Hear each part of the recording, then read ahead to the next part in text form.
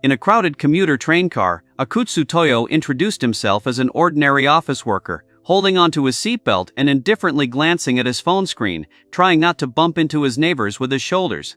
Meanwhile, equally tired passengers crowded around him, clinging to the handrails and swaying in time with the movement of the train, and he himself reflected on the fact that reading novels on the way home had long since become an unchanging evening ritual for him.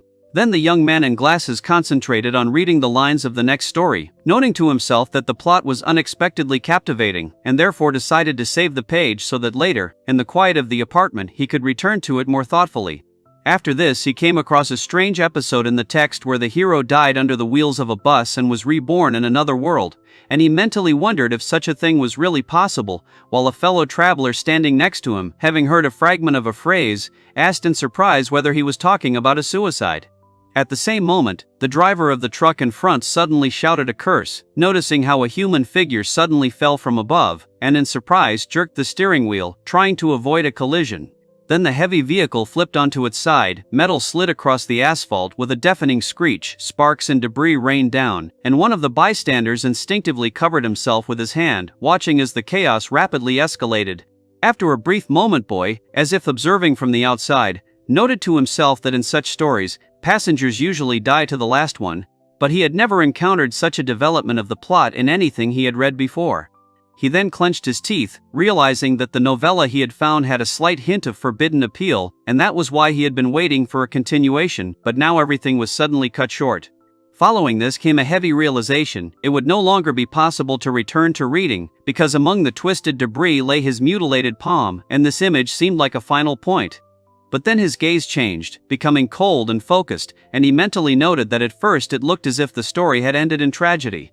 Soon the consciousness suddenly cleared up, and Boy realized that it still existed, and therefore his wide-open eyes betrayed both shock and relief from the realization of survival. After that, he looked around and came to the conclusion that the surrounding space did not at all resemble a hospital ward, and therefore a logical question arose in his head about where he had ended up. Meanwhile, a dark figure stood in front of the ornate mirror, and the reflection seemed elusive, as if the angle of view did not allow one to see itself completely. Then he finally made out his own silhouette and froze, noticing the curved horns on his head, which caused a flash of doubt in his mind as to whether this was really his former appearance in front of him. After that, Boy, covered in a cold sweat, persistently convinced himself that something important had happened before this moment, and this sense of urgency was pushing him to search for an answer. Meanwhile, he was looking around the room in confusion, trying to understand the reason for such a sudden change, when suddenly a girl with long hair appeared opposite him, approaching him almost point blank. In another reality at the same time, a motionless body lay in a hospital bed, connected to life support machines, its condition teetering on the edge, as a bus accident left the body between life and death. But then on the lips guy, a slight smile appeared, and he decided that everything that was happening was probably just a bizarre dream caused by the shock he had experienced. However, the girl standing next to him asked with irritation whether he was really going to yawn at the moment when she was desperately trying to explain to him the seriousness of the dream that was happening. And finally he found himself lying on his bed without a shirt, looking around the room in bewilderment and wondering what exactly had happened to him and what kind of world he now found himself in. He closed his eyes tiredly and decided that awakening had not yet occurred, which meant that what was happening could be considered a strange but quite satisfactory dream, which, at least, turned out to be rich. However, the very next second his face turned pale, sweat appeared on his temples, and he asked with disbelief whether they were really addressing him as Lord Ashnord. Meanwhile, the elf bowed her head and with a soft, sincere smile thanked fate for the honor of becoming Lord Ashnord's servant, emphasizing that she perceived this as the greatest blessing. Then the girl named Luna confidently declared that from now on she belonged to him completely, that her existence had meaning only in service, and therefore her entire will and future were dedicated to the master. After this, someone asked in confusion what was going on here. A fair-haired young man hesitantly tried to explain something, and a woman standing in the doorway calmly added that all she had to do was call if she needed help. Left alone with this strange dialogue, Ashnord ran his hand through his hair and wondered why her behavior had suddenly changed in the middle of the conversation, as if she had made a sudden decision. Then he looked up at the ceiling and wondered out loud whether all this meant a real reincarnation in another world, since other explanations seemed less and less convincing. A moment later, the image of the dark elf Luna surfaced in his memory, and he noted that her face seemed painfully familiar, as if he had met her before, which caused a barely noticeable knowing smile to appear on his lips. Next boy, maintaining confidence but feeling inner tension, he clearly pronounced the name Ashnord, as if checking whether the world would respond to him. Then the Horned Lord pointed to the chambers, circling them with a gesture, and, resting his head on his palm, noted that it was this stone hall, illuminated by many candles, that served as his abode. Meanwhile, another image surfaced in my memory. A boy with glasses, sitting on the floor with his legs crossed, engrossed in a video game called Braveheart Fantasia, or BHF for short. After that, a 2D RPG screen unfolded before his mind's eye, where the heroes faced a huge dragon, and he remembered how he spent hours playing this game in elementary school. Then the scene changed, several confident heroines posed together, and it came to mind that the game gained popularity among boys largely due to the abundance of cute characters. He then recalled how he and his friends used to joke about BHF bugs, while they crowded around the TV and took turns holding the controller, competing for the best score. Then a chaotic battle appeared before my eyes, where frightened people repelled the invasion of demons approaching the fortress, and the world seemed like a classic fantasy, standing on the brink of destruction. The crowd then watched as the Chosen One received a revelation from the goddess and set out on a journey to defeat the Demon King and restore order. After this, the hero gathered allies, step by step crushed the 4 heavenly generals of the Dark Army, and, in the end, overthrew the Lord of Evil himself. However, the plot then became darker. A ruined city, where demons and humans coexisted among the ruins, reminded us that sometimes people themselves were more cruel than their enemies, and the dispossessed often went over to the side of darkness. Back to the present boy, sitting on the bed with his torso bare and his arms crossed, he thought about how it was precisely these dark sides of the game that had always seemed most memorable to him since childhood. And finally, he chuckled and wondered why he was dreaming about such an insignificant video game in the last moments of his old life, and what role this story actually played in his destiny. He decided that there was no point in giving in to despondency, so he walked barefoot to his boots and, thinking that he should at least get dressed first, began to pull on his clothes, putting his thoughts in order. As the fabric settled over his shoulders, a pixelated image of a game character he'd never shown much interest in as a child surfaced in his mind. Then he walked over to the window and, looking out thoughtfully, quietly muttered a long, reflective hum. The Horned Lord touched his chin and noticed that Ashnord from the side looked quite impressive, and a slight smugness flashed in his gaze.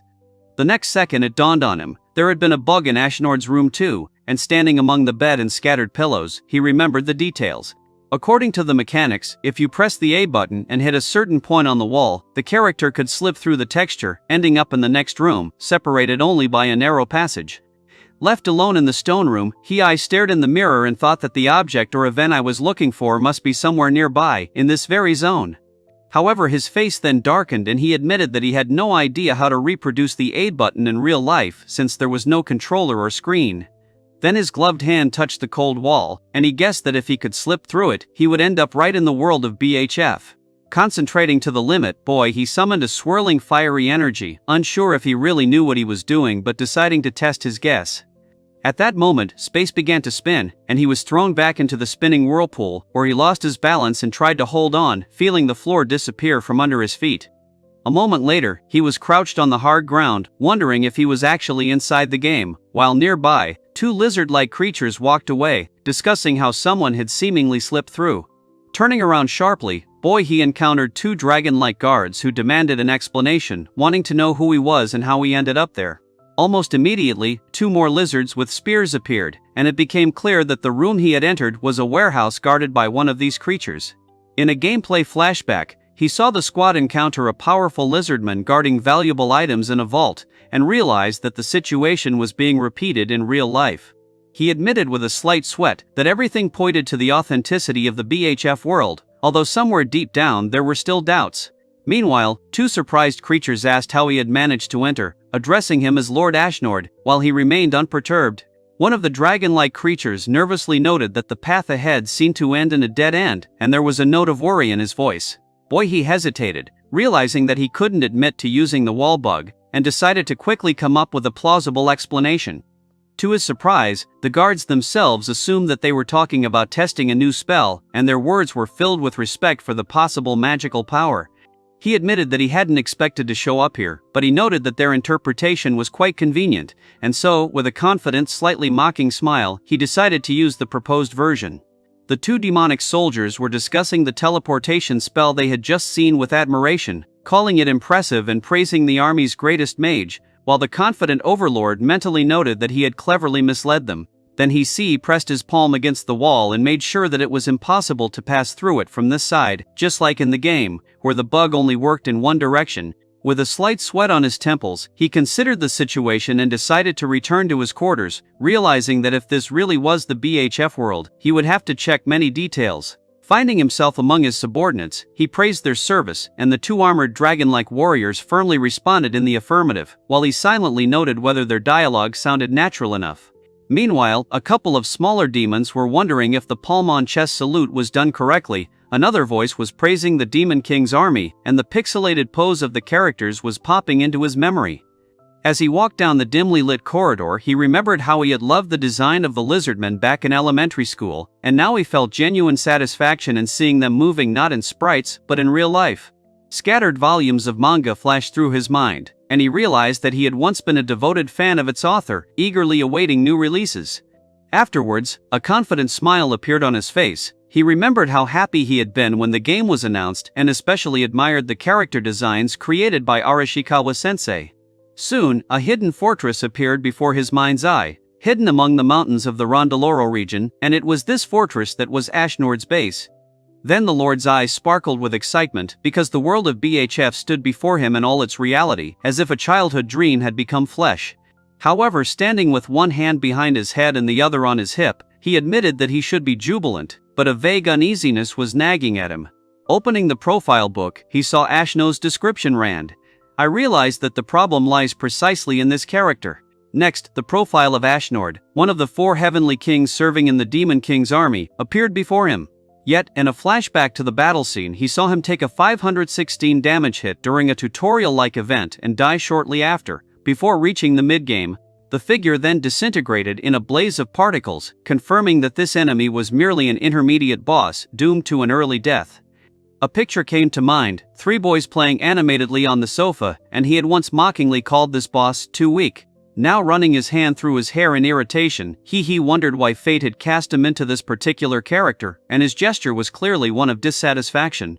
However, stopping in front of a massive door guarded by 2 armored guards, he decided that complaining was useless and it was time to act.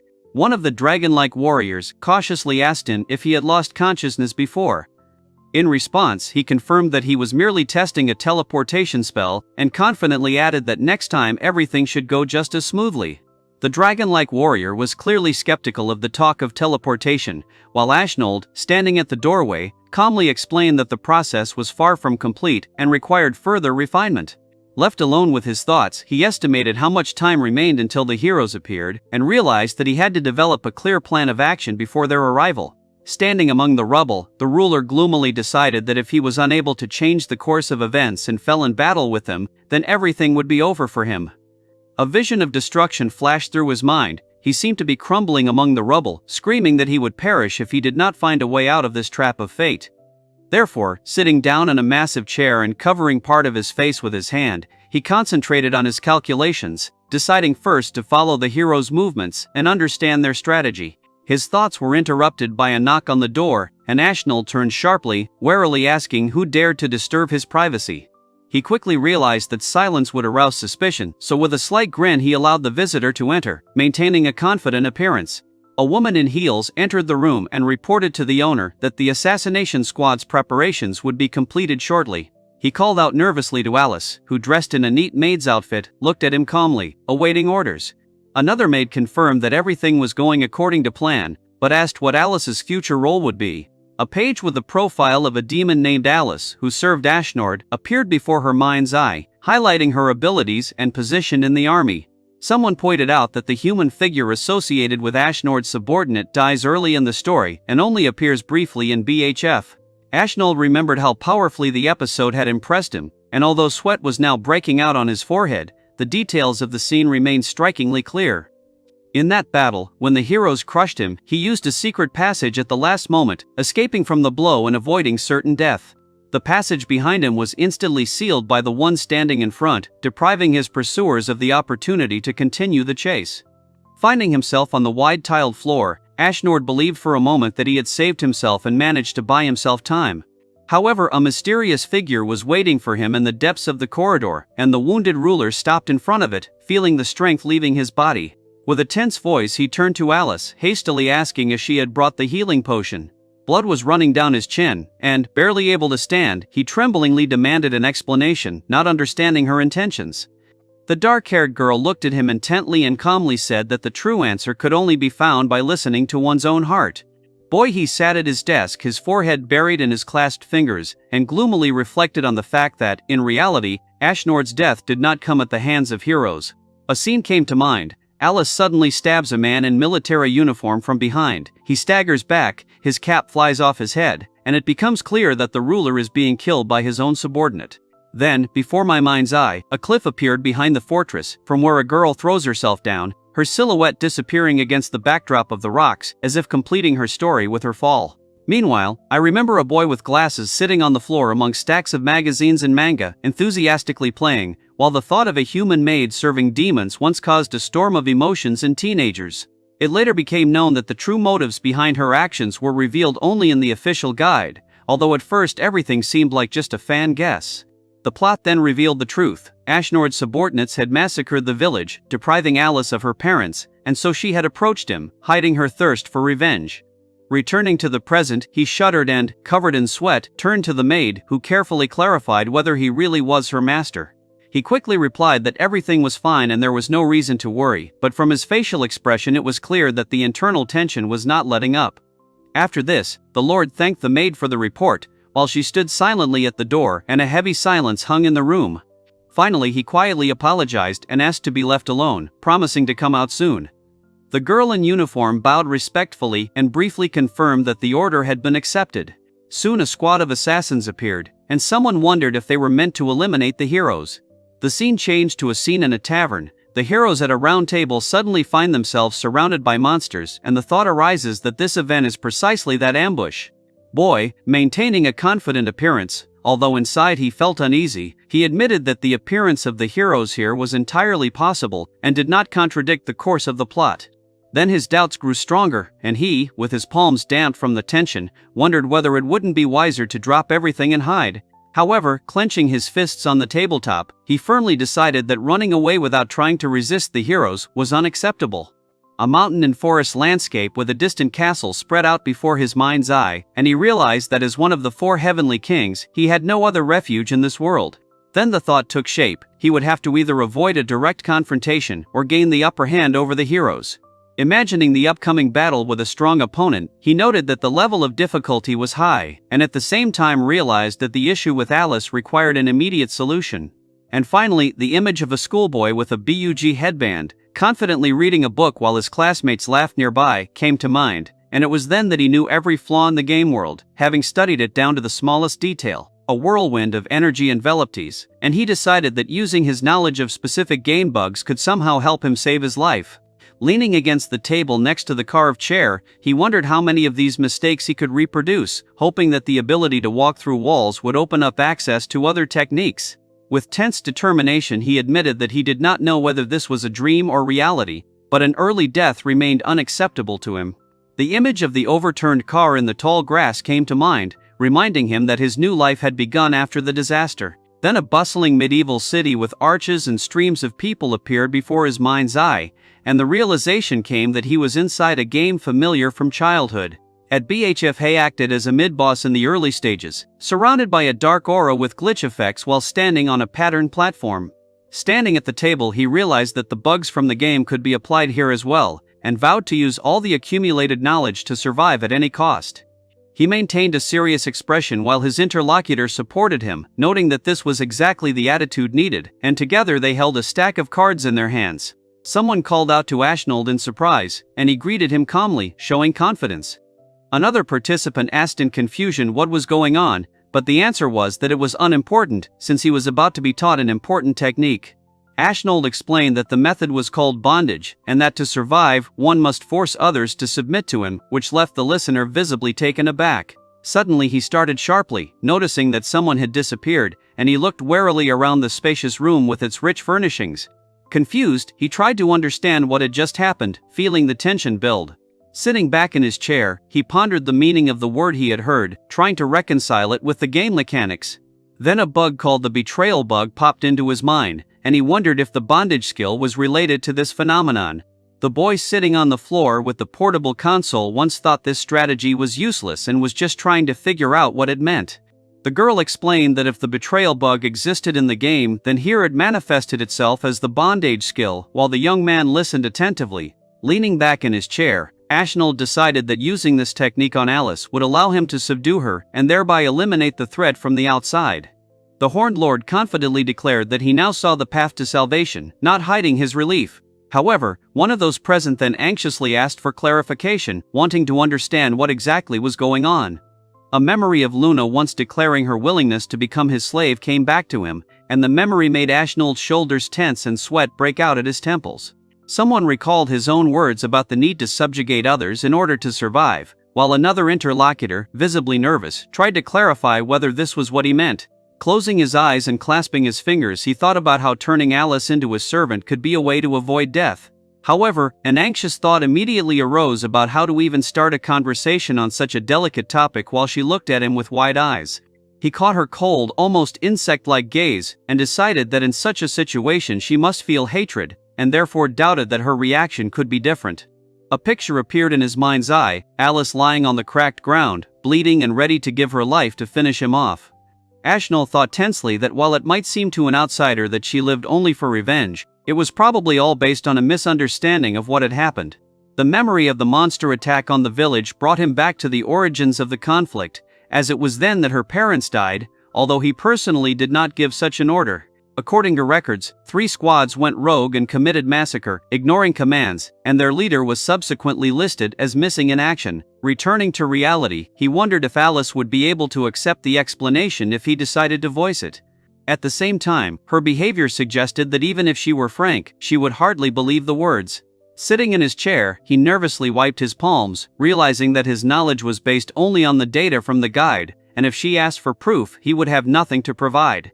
Then the thought arose that forced submission, no matter how crude, might be easier than trying to explain everything. The next second he imagined himself striking, realizing that left unattended, she would still come for his life, and therefore there was no point in holding back. Someone on the sidelines reasoned that if the misunderstanding was resolved, a tragic outcome could be avoided, and therefore hoped that she would reconsider her decision. Ashnold acknowledged that such logic made this path justifiable, but almost immediately rejected it as unacceptable. He focused again on the main thing. In order to survive, he would have to do everything possible and figure out the nature of bondage, otherwise death was inevitable. The door opened and a confident voice invited them in, after which a woman in a revealing outfit entered the room, asking if the master had called her while he was thinking about his conversation with Luna. He apologized for disturbing her, and she calmly replied that it was no problem as long as he found a way to bring up the topic. The interlocutor then mentioned rumors about his ability to use teleportation, noting that this was already being talked about throughout the fortress.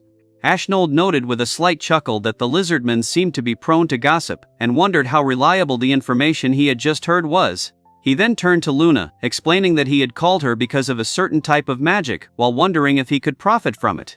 He added that the spell was still imperfect and caused partial memory loss, so while they might return over time, he needed to fill in the gaps now. She nodded calmly and asked what information exactly he needed. In response, he asked her to tell him what happened before and after she became his servant and what changes it caused, insisting on hearing everything from her personally, which made her noticeably confused. The girl covered her mouth with her hand, as if not expecting to hear such a question, and involuntarily stepped back. He gently asked if he could ask one more question, while mentally wondering at her reaction and trying to understand its reason. It came to mind that Luna appeared as an enemy in BHF, but her past was never revealed despite detailed characteristics in the reference book.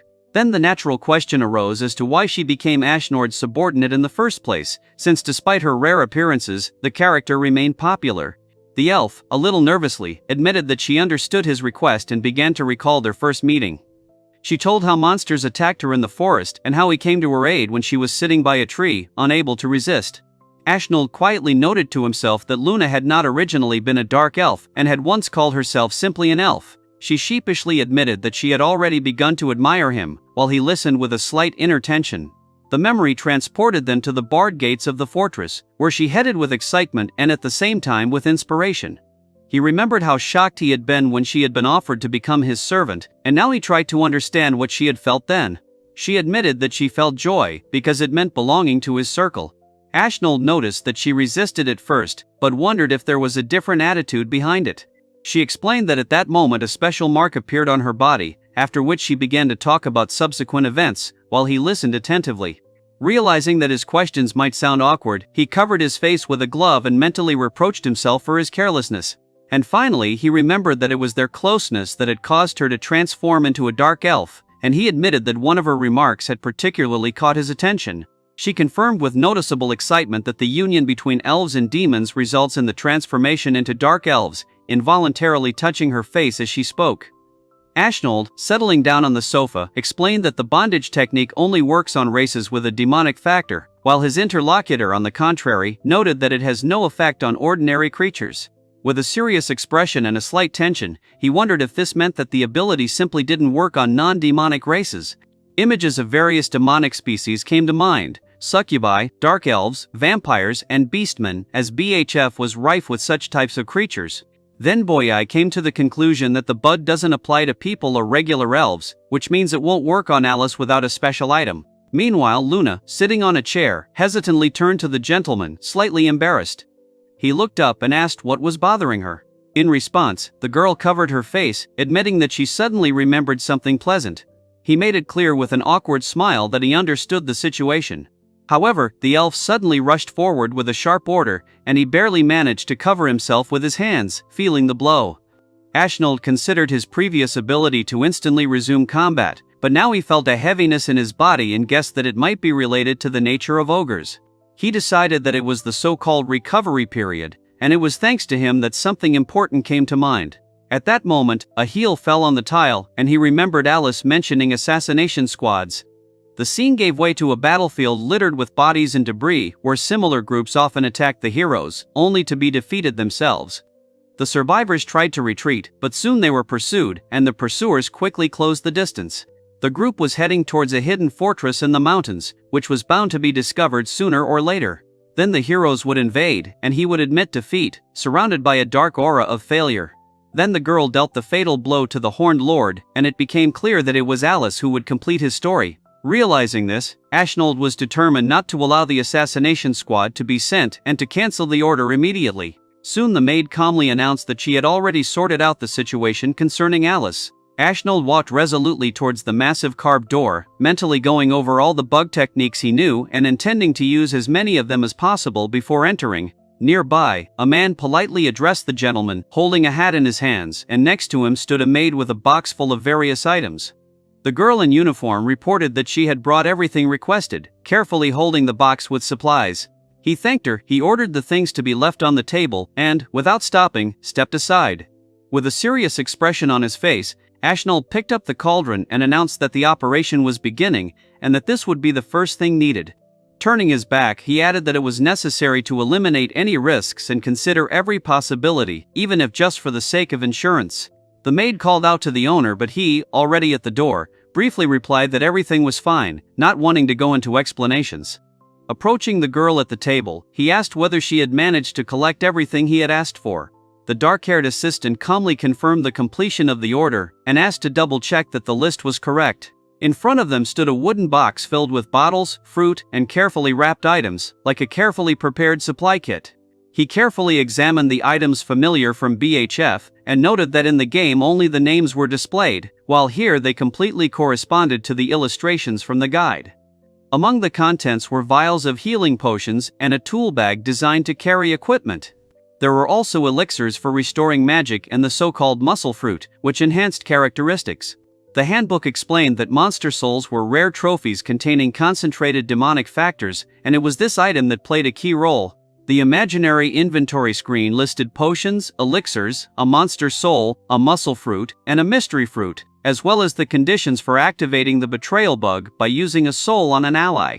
He recalled Luna's words about the demonic factor only affecting demonic races, and he assumed that a person could undergo servant transformation by implanting such a factor through the soul of a monster. Ashnold asked with a confident look if it seemed strange that he had ordered these particular items to be brought. The girl, with her eyes closed, calmly replied that she was not interested. Meanwhile, the maid expressed doubts about canceling the assassination plan, but he made it clear that he did not intend to reveal the reasons for his decisions. Finally, the little character remarked that such self-reflection seemed excessive, and the cat figure hesitantly agreed with this remark. He noticed Alice's open display of disgust and wondered if it reflected his own nature. Ashnold wondered why he had listened calmly to the harsh words, while the girl acknowledged their harshness, but suggested that he might even have liked it. It gradually became clear that the maid really intended to kill him, and her actions were dictated by genuine hostility. He decided that in this case everything was even simpler, and suggested moving on. Somewhere off to the side, two people stood next to a diploma in their hands, and one noted that even the most ordinary things can have hidden uses. A gloved hand held up a small vial, reminding her that some bug techniques relied on a healing potion. Ashnold, holding the bag, explained that when only one potion remains, it must be selected and then cancelled. Someone screwed the lid tightly and asked if that was enough, after which he added that the action should be repeated twice. He handed Alice the bottle and ordered her to drink it. She clarified what kind of potion it was, since she had no serious wounds, and her voice betrayed concern. Ashnold calmly noted that it didn't matter if her condition wasn't fully restored. The maid asked warily what he meant and whether there was anything dangerous mixed in. It was then remarked that poisoning would not have been of any use, and such a method would hardly have been chosen. A gloved hand extended a small cup, and she accepted it, declaring that she would obey the order. Adjusting her hair, she stood before the confident warrior, awaiting the consequences. The girl then reported that she had drunk everything, and her fair-haired companion noted with concern the lack of change. Pain shot through her body, and the Horned Lord sharply rejected the suggestion that had arisen. Ashnold asked with a slight grin what was happening to her. I remembered a game mechanic where a combination of a potion and a bug caused a special status that increased the chance of a critical hit. Now she looked confused, her breathing was ragged, her face was pink, and her reaction seemed different from what was expected. She blushed deeply, feeling a strange warmth, and with growing excitement she realized that this state was more like excitement than an ordinary surge of strength. Ashnold noticed that Alice's hands were shaking and wondered if that was why her face had suddenly turned so red. The embarrassed maid, shifting her weight, asked why someone instinctively crossed their legs.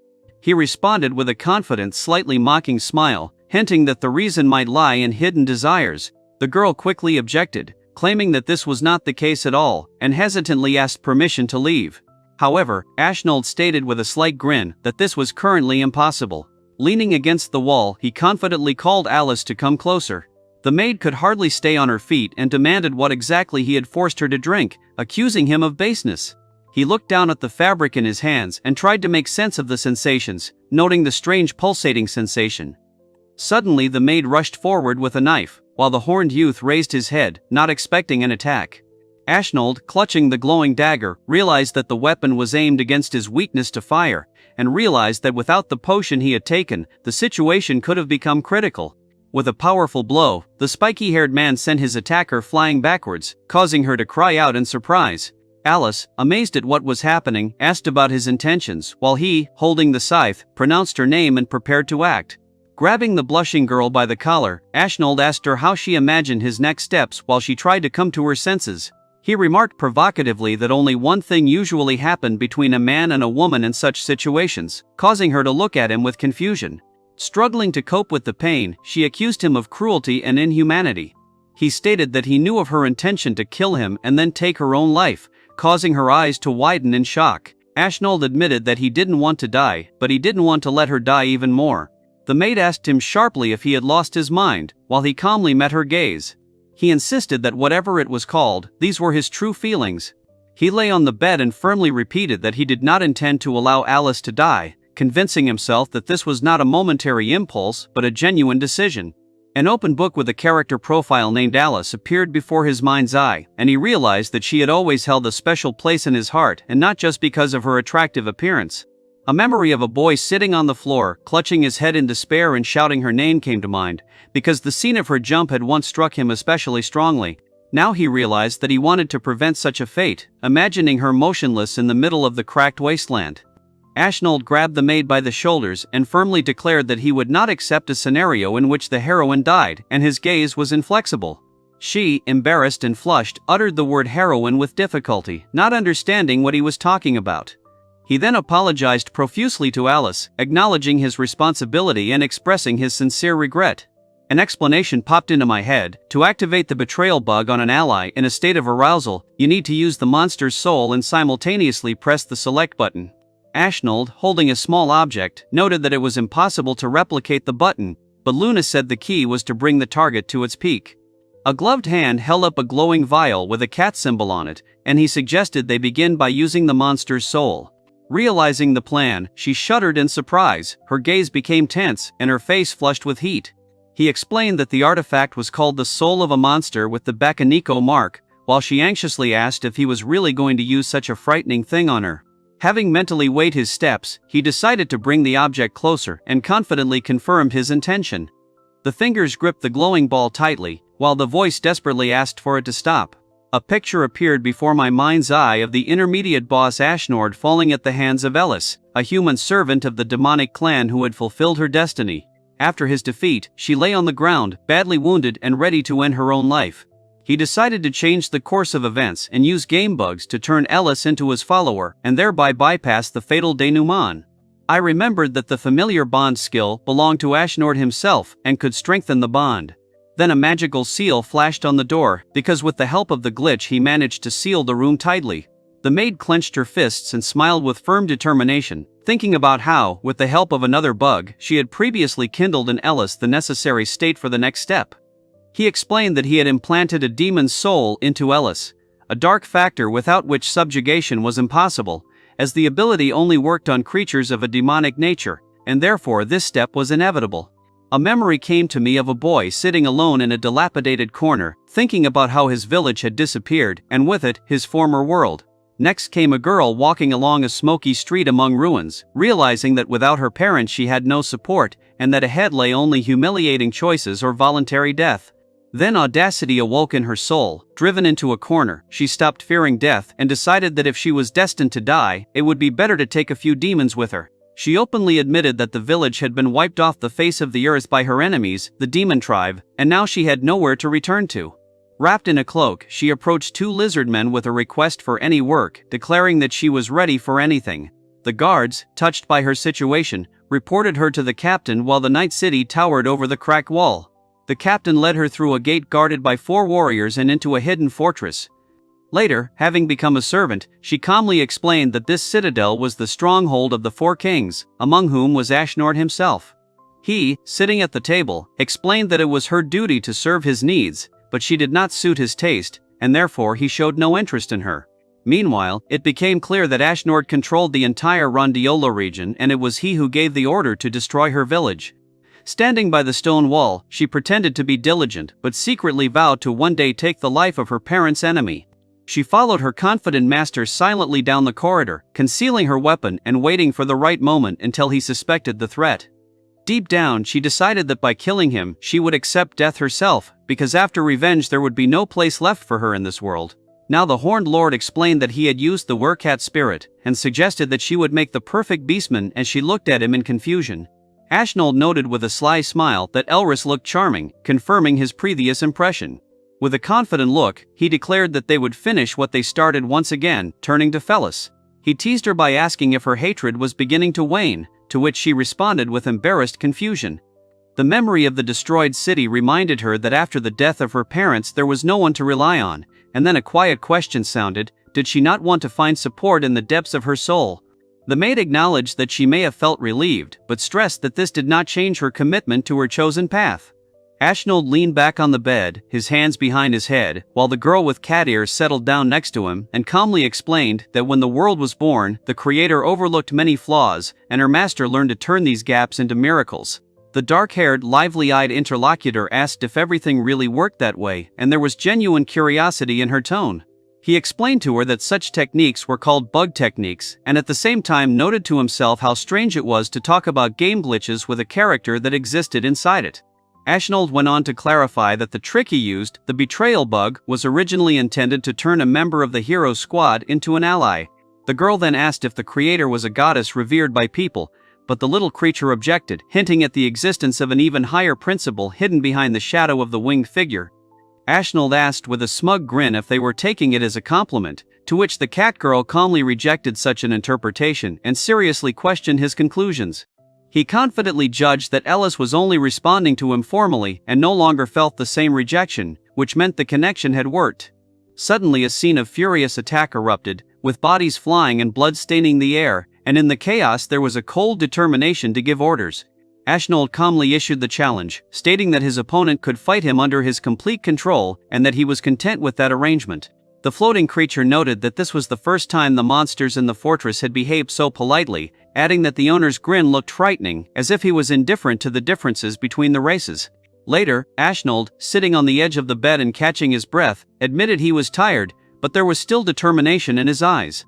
He asked to confirm whether the Demon Lord's army was indeed systematically taking over human cities, while the girl silently held the cloth in her hands. Then he repeated the question, wanting to make sure that the information was true, and the maid listened to him attentively. In the memory, the goddess and the demon lord clashed. Their battle was accompanied by an explosion, and despite numerous clashes, the outcome remained uncertain, while the human world was in danger of falling. Ashnold, leaning back casually and smiling, admitted that his memory might be failing him and asked for a little time. According to the prophecy, the goddess chose a woman as a hero and bet on the ability of people to grow and become stronger, unlike the gods, and the silhouettes of the five were illuminated by light. He explained that he was acting on the orders of the Demon King and was going to send assassins to eliminate the hero. The maid confirmed that the order for the detachment had already been cancelled, but hinted that the situation was not over. Ashnold clarified that the group was heading to the village of Tomato, a key point in the early stages of the BHF. It was there that the heroes stayed at an inn, but late at night, bandits entered their room, intending to steal weapons and change the course of events. The girl explained that the bandit turned out to be not a criminal at all, but a little girl who was looking for a weapon to follow her older sister, who had gone on a journey. While the heroes sat at the table and listened to her story, one of them thanked the others for not going to bed, and at that moment the squad realized that a group of killers was approaching them from above. The heroes' party then discovered a hidden fortress and began exploring it as if they were passing another level, after which they freed the magician from the dungeon. It turns out that the girl shown is the older sister of the one who tried to steal weapons in the village of Tomato, and she will soon join the squad. Caroline summoned swirls of flame around herself, and a magic book hovered nearby, confirming her specialization in fire spells. The Horned Lord noted with a cold gaze that his weakness as an ogre was fire, and this circumstance did not inspire optimism. When the group encountered a lone enemy, he confidently issued a challenge, and the narrative reminded them that in combat, characters often comment on the vulnerabilities of their enemies. Ashnold dryly explained that this was a typical intermediate boss, created only to demonstrate attributes, and the dark energy around the figure emphasized this role. He clutched his head, wondering why one of the four kings had suffered such an unenviable fate, and his expression showed irritation. Nevertheless, he firmly stated that he now possessed the skill of submission, and a confident gesture with his hand confirmed the seriousness of his intentions. The girl with the book was introduced as Caroline, the future mage in the heroes' party, and her appearance became a key event. Alone in the courtyard, Ashnold considered that if he could make her his ally, he would have a chance to stop the squad's advance. The hidden fortress of the Fourth King with its massive walls and torches at the entrance appeared before my eyes again. Caroline proudly announced that she had discovered the secret hideout, and holding the decorated volume, she did not hide her self-confidence. He admitted that after an accident, he was reincarnated in the world of the game Braveheart Fantasia, which he played as a child. The landscape with mountains, forests, and a castle spread out in all its three-dimensional fullness, and he noted with amazement how the two-dimensional world became reality. He noted with a grin that the role of a boss who dies early on is impressive, although short-lived. The book introduced Ashnold as one of the four kings, emphasizing his powerful ogre warrior build. The scene where the human servant Ellis pierces him in battle flashed back into his memory, and their confrontation looks inevitable. And yet, sitting in a massive chair, he confidently declared that a real battle with heroes lay ahead, and this time, the outcome would be different. The Horned Lord sat confidently in his majestic chair and firmly declared that a real battle with the heroes awaited him. Then he thought about how to prepare for the upcoming battle, and a game screen with Yuri, Fio, and Ilmi's squad popped into his mind, with health bars flickering next to their names. The massive fortress loomed behind him, and he realized that if he lost, he would lose not only his power, but also the only place he could call his own. Ashnold considered whether it wouldn't be wiser to avoid direct confrontations with the heroes, since the main thing was to avoid losing. However, he quickly realized that such tactics would only delay the inevitable and would not eliminate the threat. A classic RPG scene appeared before my mind's eye. Heroes destroy monsters, gain experience, level up, and become more and more powerful. The four silhouettes seemed to be discussing the danger, and someone remarked that if they were not stopped in time, their power would become unpredictable. Sitting on his throne, Ashnold reasoned that avoiding combat would mean he would have to face far more powerful opponents next time. My thoughts raced in search of a new plan, because even trying to win in a head-on collision seemed risky. He remembered the training battle where he faced four heroes, and then with a bold confidence he wondered if they could defeat him. The scene then shifted to the squad entering a secret fortress, where they freed the magician from solitary confinement. Caroline summoned flames from the floating book, and at the same time a reminder of her vulnerability to fire magic surfaced. She was then shown tied up in a dungeon, which meant that she had to be isolated until the garrison arrived. Ashnold wondered if the prisoner was really the same mage who had not yet been introduced into the plot, but was soon to play a role. The figure on the cliff peered out at the landscape, thinking about the imminent meeting with the troops near the distant fortress. Having gathered himself, the Lord decided to use all the system failures known to him to change fate. He imagined a battle with an enemy engulfed in flames, and felt the approach of a humiliating defeat, for it was fire that was his weakness. With cold confidence, he announced that the next step would be to eliminate Caroline. He looked at the demon's mountain fortress and couldn't believe that the heroes were so close to finding it. Meanwhile, Caroline, in the sun's rays, announced that she had discovered the secret hideout, proudly calling herself a genius magician and clutching the decorated book tightly to her chest. Amidst the fields and dense groves lay a quiet village called Tomato, with mountains rising behind it, and someone calmly explained that this was where they were from. He sat at the table next to his younger sister Ricola, who was eating enthusiastically, and he used gestures to show where exactly their house was located and how they lived together. At that time, the news of the Demon King's revival seemed distant and unreal to the residents, like a rumor from another world, incapable of disturbing their peace. One evening, people gathered around a fire, raising their mugs and a toast, but a warning sounded nearby that the peace might be fragile due to recent rumors of bandits in the forest. After this, they unfolded a map at the table and decided that a base had probably appeared nearby, so those who were able to hold a weapon would patrol the area. A few days later, while on patrol, they noticed an approaching figure, and one of the guards tightened his grip on his knife, preparing for a possible confrontation. The rough-looking man with the blade asked if he was a mage and added that the prey looked promising, while the two behind him watched with interest. The man with the scarred face grinned ominously, declaring that the magician could fetch a good price, but first he intended to have some fun. The girl with the elegant book in her hands noted with cold confidence that she really did stand out from the crowd. Ashnold warned with a bold expression that no one should even think about encroaching. His gaze was firm and unwavering. Soon Caroline stood on a pile of fallen bandits, holding the book, and confidently declared that her magic was flawless and insurmountable for such opponents. She then added that she was willing to spare them on the condition that they never approach the village again. The elderly man quickly agreed, while the silhouette standing above him emphasized that even pleading would not help if the promise was broken. Ashnold towered over the fallen and demanded to know the details of the previous events, his voice harsh. The bearded robber anxiously asked what was being discussed, not understanding the essence of the demands and breaking into a sweat. Caroline clarified in a serious tone that she was talking about his old base. Then came the question of the exact location, since near the small village among the mountains and forests, the appearance of lizardmen had become more frequent. Elsewhere, armed bandits surrounded a cart, admitting that they had previously occupied the depths of the forest, but had now begun to attack travelers on the roads. The group realized they were facing armed lizardmen who were appearing with increasing frequency, and tension was rising among the scattered supplies. In the depths of the forest, someone was retreating hastily, taking a cart away, and rumors were spreading about the creation of a new base nearby, which forced people to leave these lands in fear. Walking alone along the sunlit forest path, he thought about the words about the armed lizardmen, and for some reason this news particularly touched him. Meanwhile, panic was rising in the villages. Residents were saying that the Demon King's army was attacking everywhere, and that a squad of lizardmen had allegedly been spotted among the invaders. As Ashnold approached the former bandit base, he wondered if a demonic stronghold was lurking nearby. Elsewhere, a decisive announcement was made about a plan to penetrate the secret fortress and overthrow its ruler Ashnord, one of the four heavenly kings. The girl clenched her fists with enthusiasm, confident that success would bring her a generous reward. Someone promised to treat Sister Ricola to exquisite dishes, surrounded by mountains of sweets and candies. Then thoughts turned to the future. The possibility of entering a magic academy in the city seemed real, especially when a majestic building resembling a castle was visible ahead. There were 2 armored guards standing at the huge gate, and one of them noted that, according to his observations, the enemy numbers were not very large.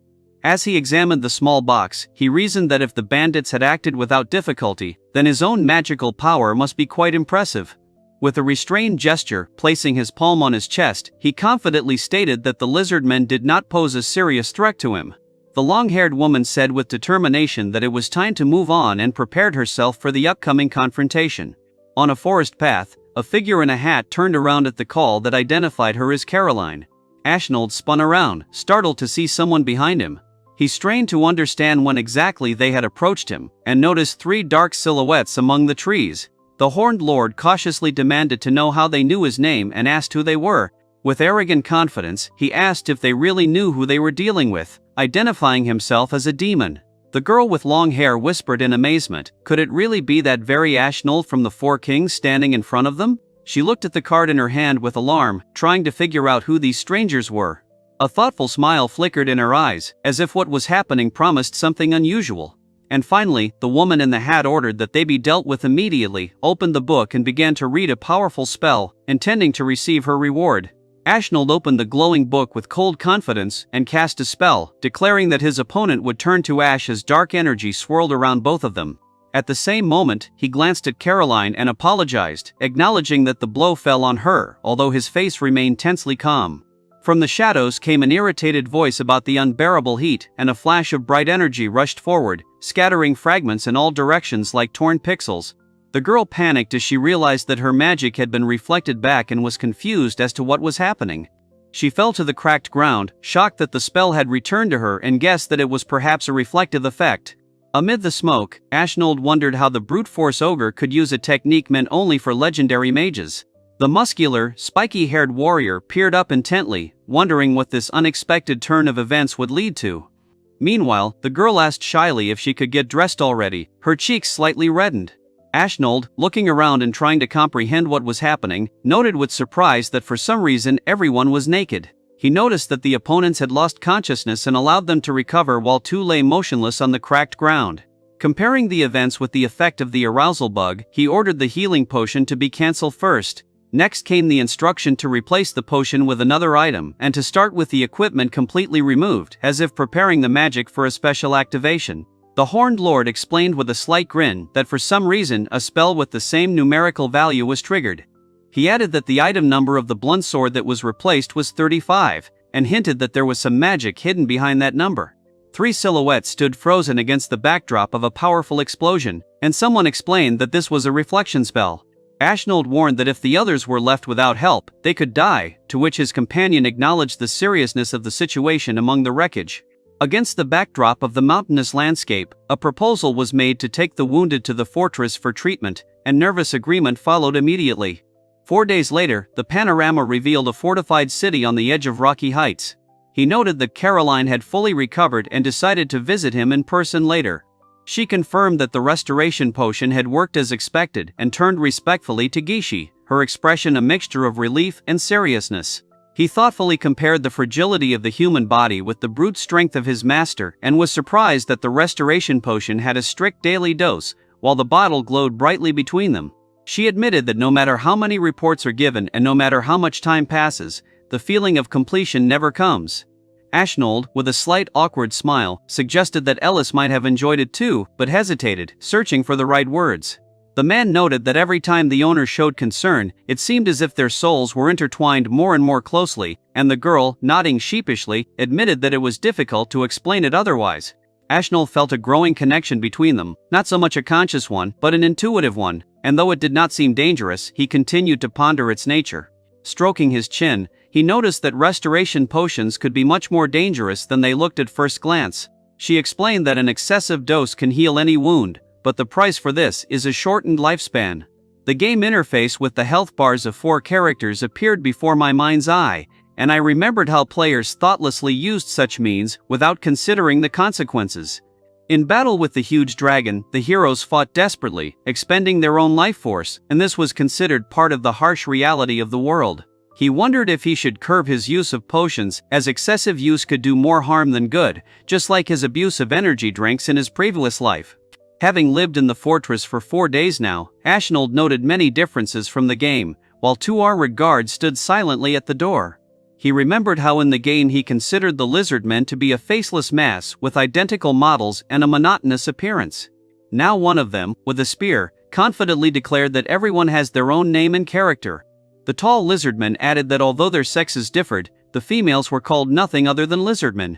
The fortress was bustling with life, food was being prepared in the kitchen, the hall was filled with the noise of conversation, and this lively movement was in stark contrast to the dry, playful scenery. A scene came to mind where, after Ashnord's defeat, the 4 heroes left a corridor strewn with bodies, pondering their next steps. Now he walked resolutely down the street, realizing that he had no right to lose, and the maid followed him, worried about their fate. A long-haired figure called out to him, and Ashnold stood calmly at the entrance to a majestic, slightly dilapidated hall. He thanked them for their vigilance with a slight grin, making it clear that he appreciated their attentiveness.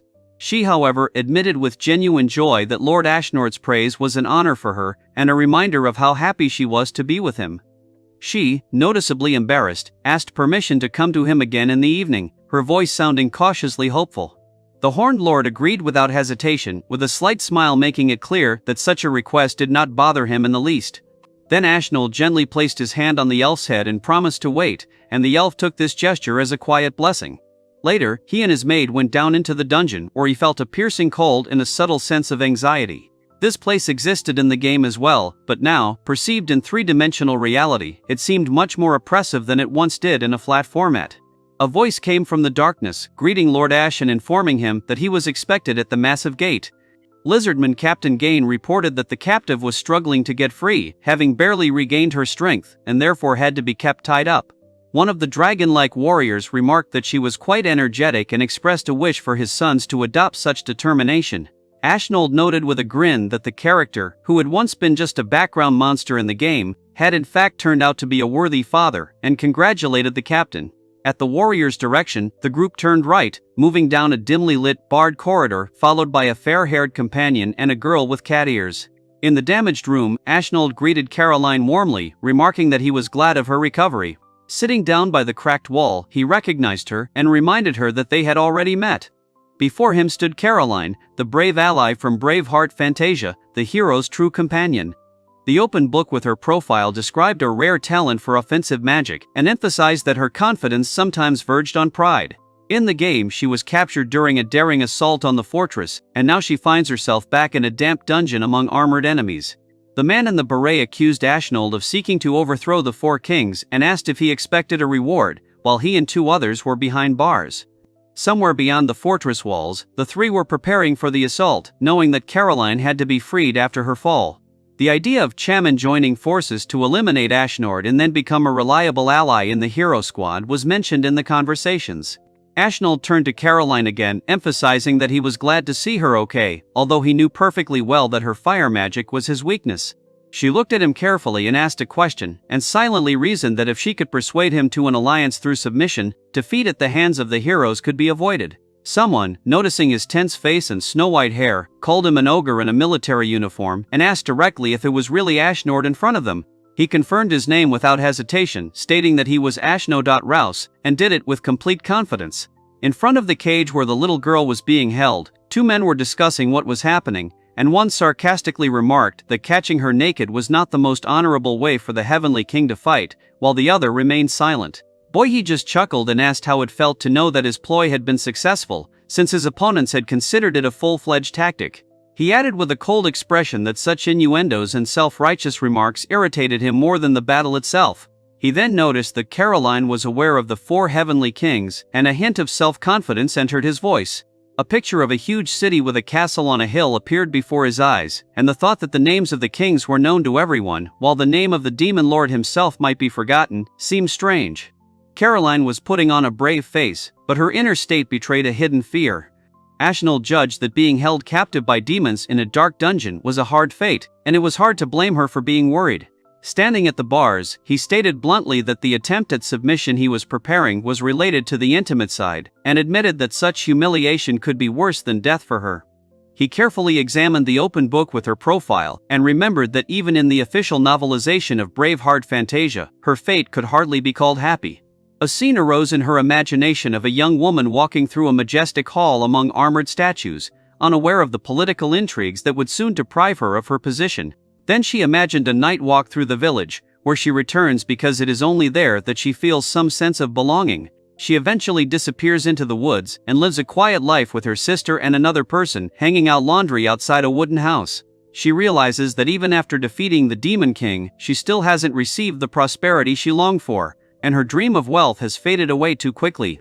The narrative emphasized that not only Caroline but almost all of the BHF heroines face tragedies in the later chapters of the official version of the story. Even as a child, sitting on the floor with a book, he wondered why the authors chose such a sad path for their heroes. The Horned Lord admitted that his intention was difficult to justify, but his desperate desire to survive left him with no other choice. With determination in his voice, he proposed to change their destinies together, his words a mixture of confidence and slight excitement. Finally, he asked Gain if all of her belongings had been taken, and the armored lizardman confirmed that nothing was left on her. The dragon-like guard calmly pointed forward, confirming that the desired figure was right there. Ashnold stopped, and behind him stood a warrior clad in armor, and the Lord asked in bewilderment what the device was even intended for. Seeing the chained figure in the cage, he turned pale and, covered in sweat, could not believe his own eyes, insisting that what was happening was impossible.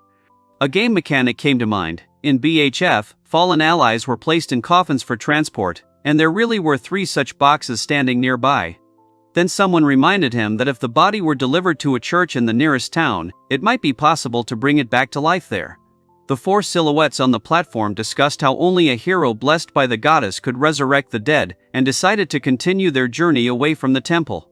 Ashnold realized that without changing the course of events, they would die, but an alliance with Caroline could break this vicious circle. The dragon asked him directly if he intended to take the girl's life, while the Lord looked away, maintaining a cold calm. The creature admitted that even an enemy could hardly be treated that way when he was tied up and defenseless, and there was a hint of doubt in his voice. Ashnold assured Gain that there was no need to worry, as he intended to protect Caroline, although the captain remained tense. Standing at the bars with 2 companions, he emphasized that he was not going to kill her, since the very fact of her healing indicated otherwise. The dragon-like warrior exhaled nervously, preparing for further action.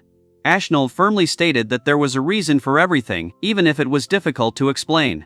The small creature ordered the blonde to enter the chamber first, pulling the coffin, and explained that the order had meaning, and the dragon confirmed that it would follow him.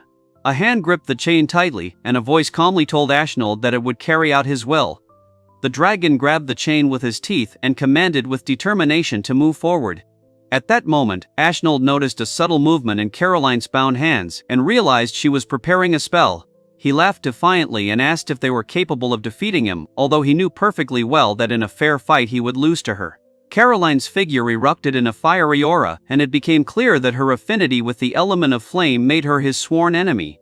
Covered in sweat, Ashnold thought that if the bug didn't work he might actually die, while his interlocutor only chuckled quietly, as if anticipating the outcome.